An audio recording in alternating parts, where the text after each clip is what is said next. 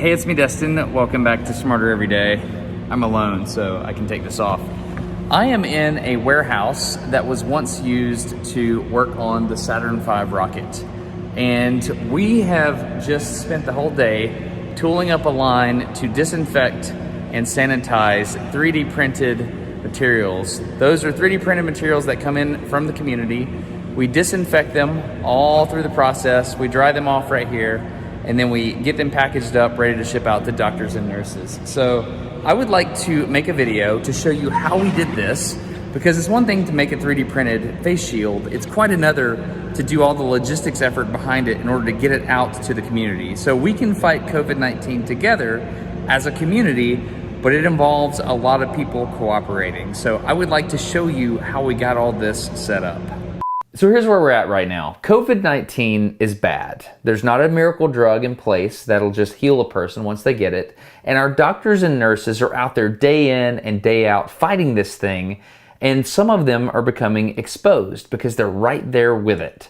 And so they need protective equipment. But the problem is our supply chains were so stressed because this hit everywhere all at once globally that if you live in a place like North Alabama, like I do, you are painfully aware of the fact that most of the protective equipment is being shipped to more densely populated areas. So a couple of weeks ago, I'm looking around and I'm seeing all this play out and I'm thinking to myself, man, no one's coming. It's on us, isn't it? Like, this is really on us. I visualize the whole problem like this. The medical community is basically the front line of defense in our fight against the coronavirus. So you can think of them as standing in between it and us. These healthcare workers need to be protected from the virus, so they wear various protective gear that drastically reduces the likelihood of them getting sick themselves. Right now, we don't have enough of this protective gear. These professionals and trained technicians are not people we can just replace if they go down. You and I can't just step up when one of them gets sick, and you're not going to get help from an outside community because the other communities are in a fight of their own against the coronavirus. But what we can do is help make them protective gear so they can stay in the fight. But it's not just enough to make them gear. It has to be done in a coordinated way so that the gear can actually get to the front lines where it's needed most. Makers are naturally independent thinkers, but at this moment, it doesn't do a lot of good if we're not making what the hospitals need. Or if we make this protection for them, but don't create an efficient distribution chain to get it to the front lines to them. If you're making anything right now, you don't need to be off just making your own thing. It's important that you get with the program. It's super important that all the makers in a community work together as a team to execute an agreed upon plan so that doctors, nurses, and everyone getting their hands dirty right now has what they need to keep fighting for us. Let me be clear, this video is not about making face shields for your community. This is about getting your hometown to rally together to do whatever the medical infrastructure in your specific location needs together as a team. Even though we're kind of isolated in our own communities, the collective we is fully operational when it comes to protective equipment. This is Joe Prusa. He's the guy behind the Prusa 3D printer company in the Czech Republic. They make great printers. Last month, his team designed a 3D printable face shield, which could easily be fabricated using those old transparencies that your math teacher used to use on the overhead projector. This has been a huge success and has been all over the internet, and you probably heard about people 3D printing different types of protective equipment, whether it be respirators or even valves for ventilators. Here's the deal though, just because you have a 3D printer doesn't mean you can just print something out and run up to the hospital and try to save the world, because these people are actively fighting COVID-19 right now. Just like the visualization earlier, if everyone prints what they think is right, it's going to lead to confusion and frustration. A more efficient way to do this is to get everybody in the maker community to interact with the medical community through one touch point. In our case, we did it through the supply chain. What I recommend doing is finding a leader in your area that's already communicated with a hospital and found out exactly what the hospital wants. It might be a respirator, it might be a valve, or like a test kit. In our case, it was a face shield. So this is how we got that word out and communicated it to the whole community. Huntsville, it is time to do what Huntsville do. We're a bunch of engineers, we're a bunch of geeks, we're a bunch of scientists. It's time to help the medical community. We circulated it in our area subreddits among famous local bloggers, and basically we made this call to action to anyone in our region who had a 3D printer, and we asked them to print a very specific STL file. People that signed up just filled out a Google form. We had their email addresses, so we had 350 people 3D printing instantly, and we had the ability to communicate with them. So I've talked to a lot of people doing this in their cities, and they all say the same thing. Once they establish this communication network, there's two types of people. The vast majority of people just do it. They're like, that's the file, I'm in, let's do it right now. But there's this other kind of person. They're like, well, actually, we could be more efficient if we like ran it this way, and we could do it with this hole puncher or whatever. Don't be that guy. Just don't. Whatever the file is, print the file. That's all you got to do, man. And here's the deal about this. You're right. It is probably more efficient. It is probably better, and it's quicker runtime. Whatever it is, yes, got it.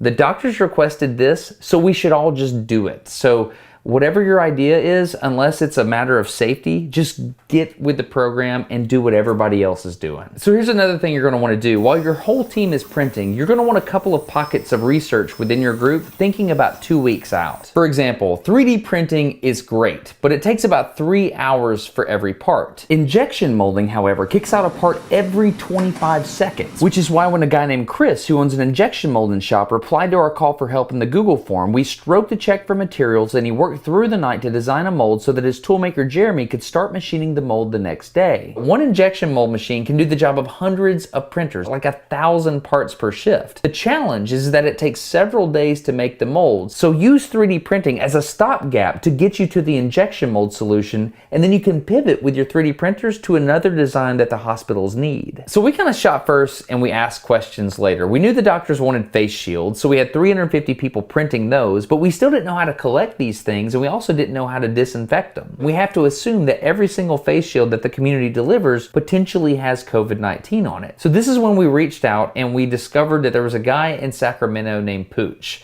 I got his phone number from Joel Telling, the 3D printing nerd, but Pooch was an open book. He's created this whole thing called Operation Shields Up, and he's about 2 weeks further along in the process than we are. I'll just basically start at the beginning from our intake. We're actually between shifts right now, which is good. You're going to need a shipping and receiving. So this is like intake. This person here is cataloging who sent us what. This is the disinfection line. This is all of our stuff right now. I told you I just got a pallet. This is all waiting to be disinfected.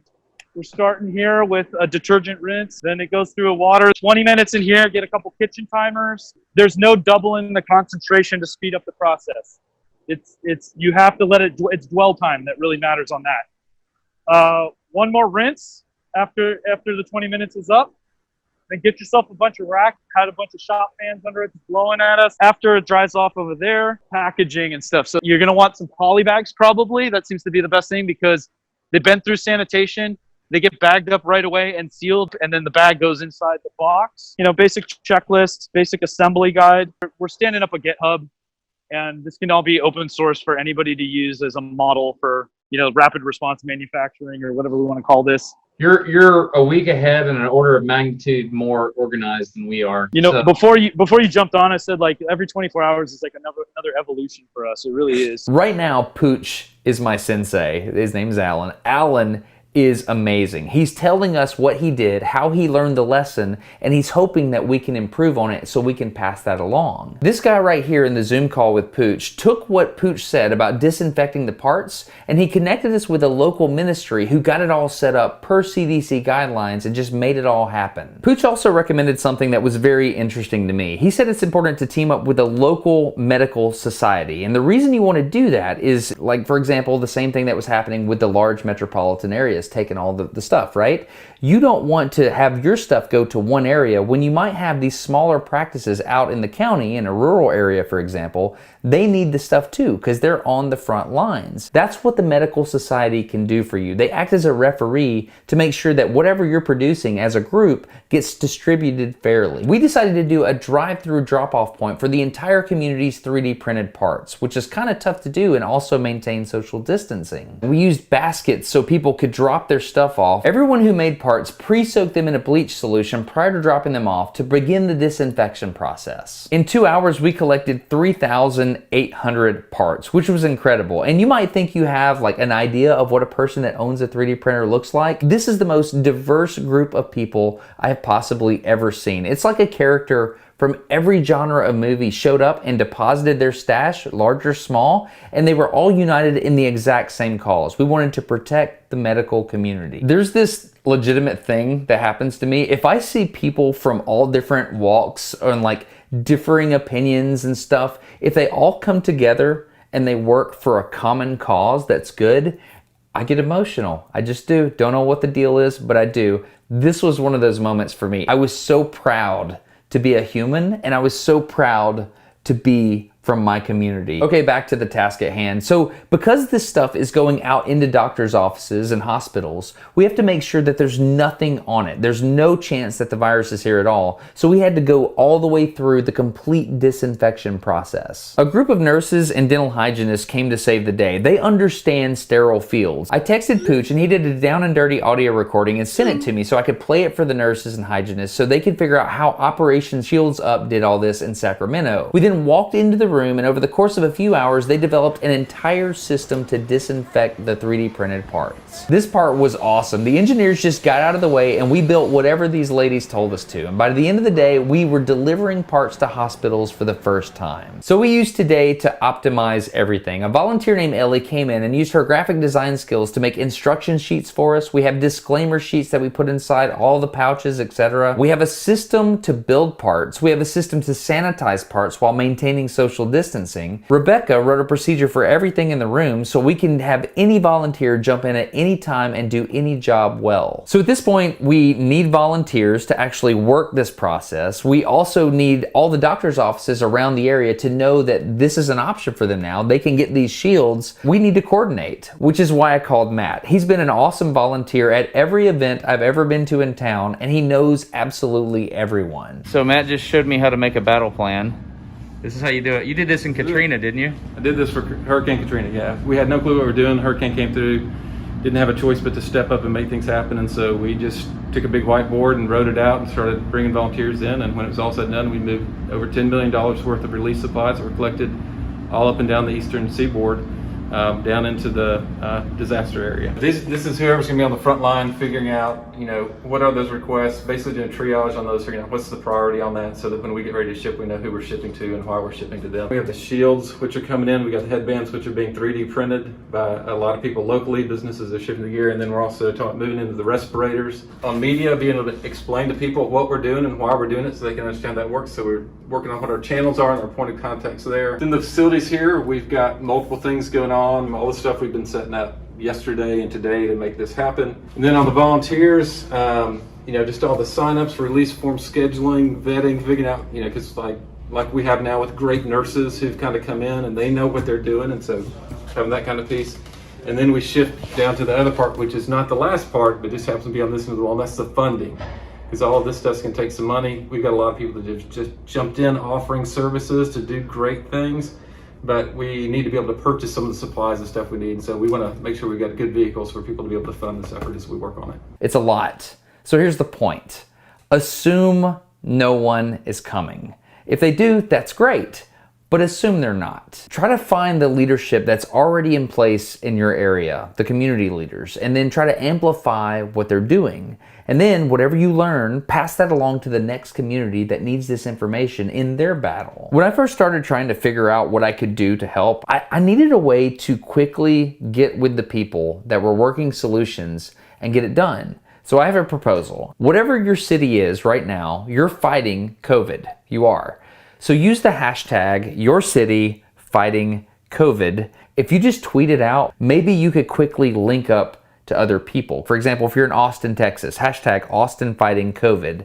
Huntsville, Alabama, hashtag HuntsvilleFightingCovid is what we're using. We even made the website, HuntsvilleFightingCovid.com. And what that let us do is it lets people sign up to 3D print if they want to help us do that. They can sign up to volunteer if there's something they can do to help us.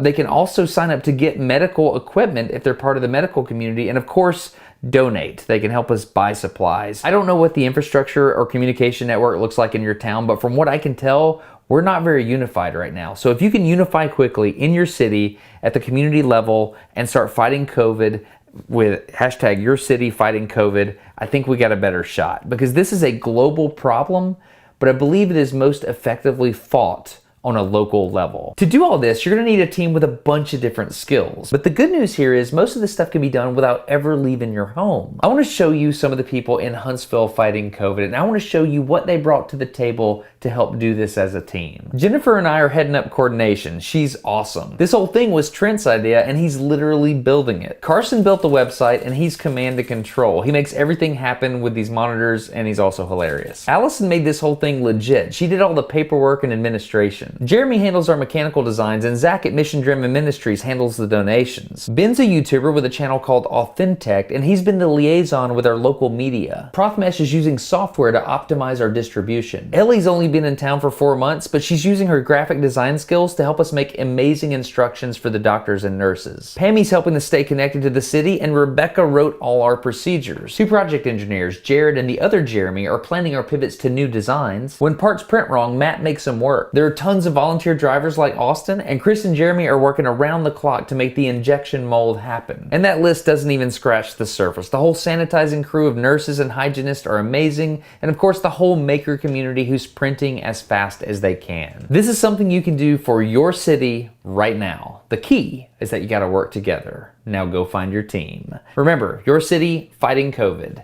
I'm Destin. You're getting smarter every day. Go wash your hands. Have a good one. Bye.